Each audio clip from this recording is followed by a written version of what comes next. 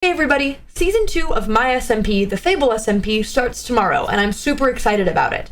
I've gotten a lot of comments across my videos talking about how people really want to get into Fable, but see the 150 video long lore VOD playlist as a little bit much, and they're honestly valid in that.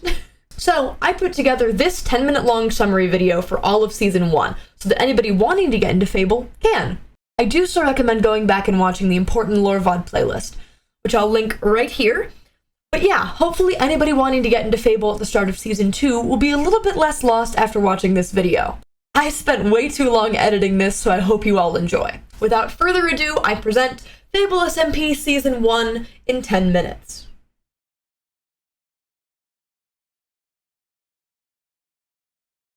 Ah, the Fable SMP. It's a lot like the Dream SMP, but gayer, and we actually stream. It all starts with this beautiful little world right here. Lush oak trees across vast plains. It's quiet and peaceful, and oh shit, there are people now. There seems to be a bear, R2-D2. Oh, hey, zoom in on that one right there. Yeah, that's Sherbert. They've got this funky little note in their hand that says, "Release me." I'm sure that's not important. Anyways, all these little guys go off on their own to start building things, except for this one thing that nobody built. It looks like a hall. It's in our town. We named it Town Hall, like the geniuses we are. We were living in this world pretty decently until we found this coded message. We gave it to our friendly neighborhood scientist, Ray. Side note, let me introduce you to Ray. Obsessed with the end, insomniac, spectrophiliac, weird eye. He runs a little lab with his lab assistants, Jamie and Athena. If there's a problem, we're gonna dump it on him. So we dumped the coded message on him. Let's give him some time to figure that out while we go check on the others. There's this real smoking hot plant lady named Mambu. She's got 2 kids. MILF. Her kids are Jamie, a bear turned into a slightly less bear, and Easton, a cool dude in a dino hoodie. There's this kid Athena, who might love flowers a little bit too much and also might be the child of a god. We'll get to that later. There's this robot named Seven, who has no concept of free will, and I'm sure that no one will take advantage of that. There's also just this guy named Centros, who's just this totally normal farmer dude doing totally normal farmer things. And that's just about everyone on the server at this point. Wait, let me double check. Sherbert, Ray, Mambu, Athena, Jamie, Seven, Easton, Centros. Who am I missing? Oh, Haley. Don't bother remembering her name. She doesn't have plot armor. So Haley decides to throw this epic Halloween party for everyone on the server. We do a costume contest, a build contest. What the f*** is that? Get it off my screen. Wait, that won the build contest? Okay. Anyways, everything is fine and dandy until we discover this haunted house that isn't a part of Haley's shitty party. We go through this glorified escape room until we get to the top of it with a room with a bunch of endstone. So here's where it starts to get real. There's this button, and of course, buttons are meant to be pressed, so naturally, Athena pressed it and promptly disappeared. Over the next few days, we all began to band together to try and find them. Hey, remember that coded message we dumped on Ray? Let's go back to that. That message led us to a compass, which led us to the end, which led us to Athena, and...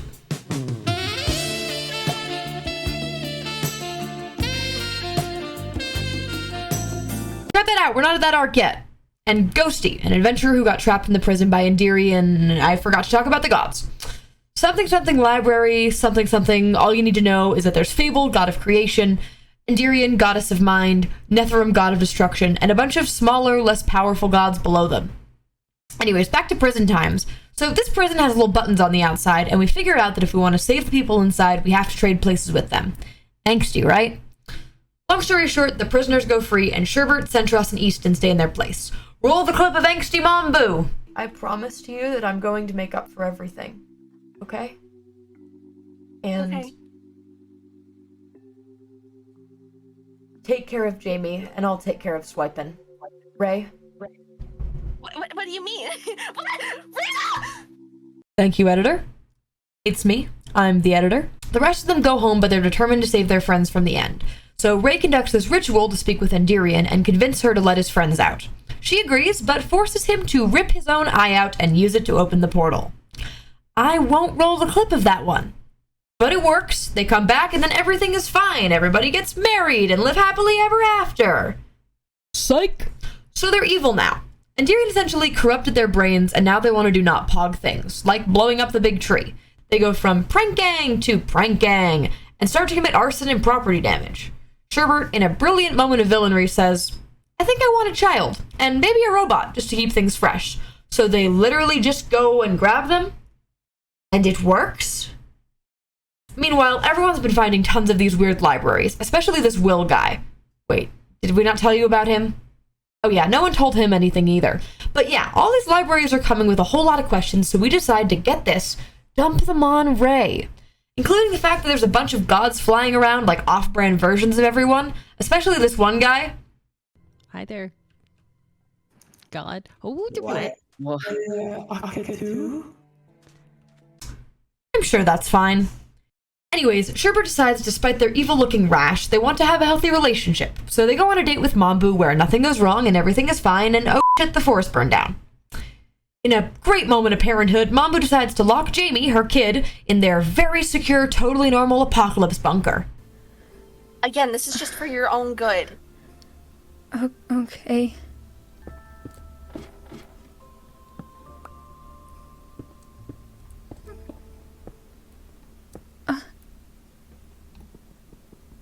Sorry, Jamie.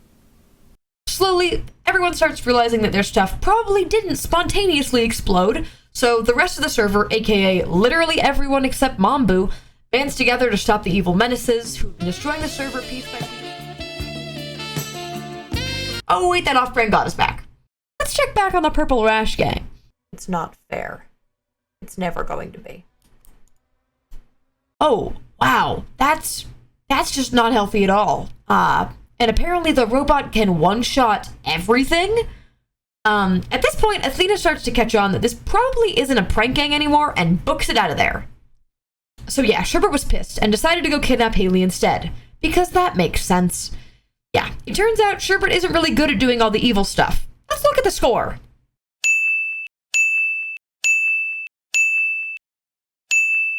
Yeah, turns out Haley's plot armor wasn't good enough to stop that special arrow, but it was good enough to make Mambu realize that maybe something's wrong here. Then everybody fights.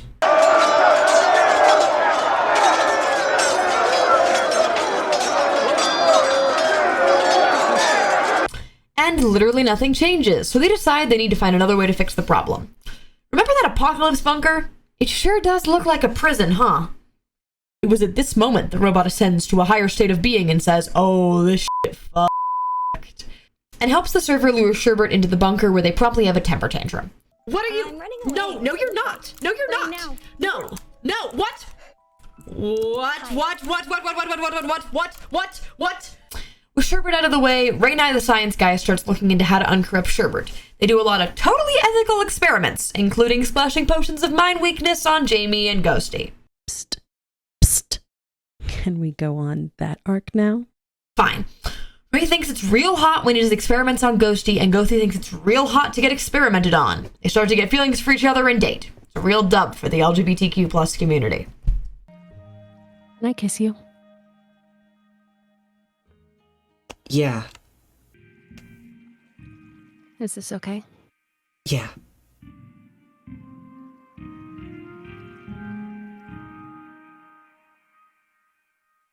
After Sherbert is stuck in the prison for several days, Centros finally stops talking to God and starts wondering where Sherbert is, leading him to find them in prison and choose to leave them there through a very tense conversation. But once a failure, always a failure. No, David! Open this door! David, you don't leave me here! Finally, Mambu decides she's had enough, and she comes to the prison to uncorrupt Sherbert with the power of love. Welcome to, well... What?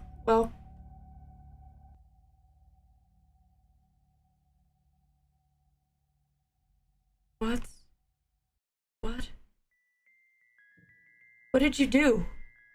What did you hit yourself with? Everything. What did you do? Hurt you. What did you hit yourself with? What are you? They hurt your Are you okay? child. Where? Murdered your Where? friend. They did, didn't they? Did you hurt yourself? Sure, but you know why you're in here. You know exactly what you've done. You did all of this to everybody. I love you. Stop. No. I love you. You okay? Sherbert? Ambu? And then Jamie uncorrupts Easton with the power of love. I don't want to fight you anymore.